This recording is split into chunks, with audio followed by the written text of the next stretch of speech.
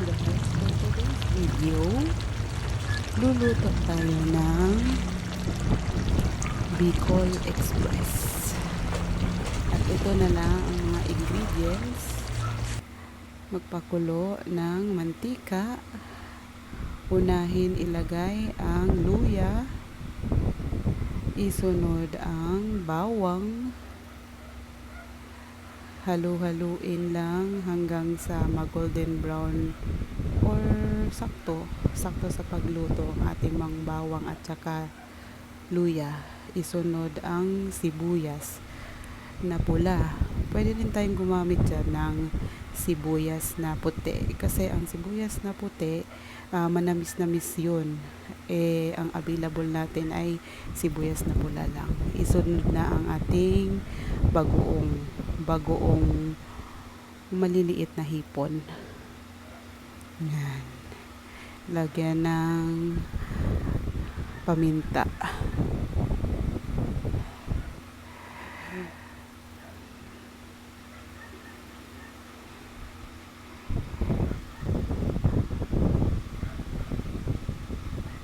Isunod natin ang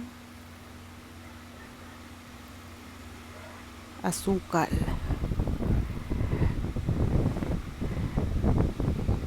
Yung asukal, tansya-tansya lang po yan. Kung gusto nyo po ng mas manamis-namis, dagdagan nyo po. Yan. Mekos-mekos tayo dyan. Isunod ang baboy. Masarap yung baboy na gagamitin natin, yung may maraming taba para magmamantika. Masarap sa ating sisig. Bicol Express pala.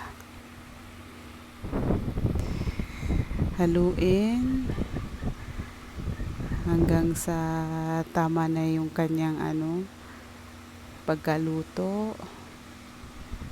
Lagyan ng paminta ulit. Ilagay ang pork cubes. Mekos-mekos ulit, mekos-mekos. Isunod ang sitaw.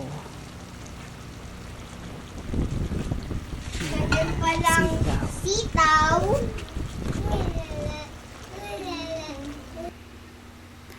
Mga 5 minutes, ilagay na ang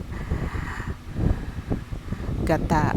Ang gamit namin ay yung nabibili sa tindahan, pero mas masarap yung ikaw mismo yung magi-squeeze.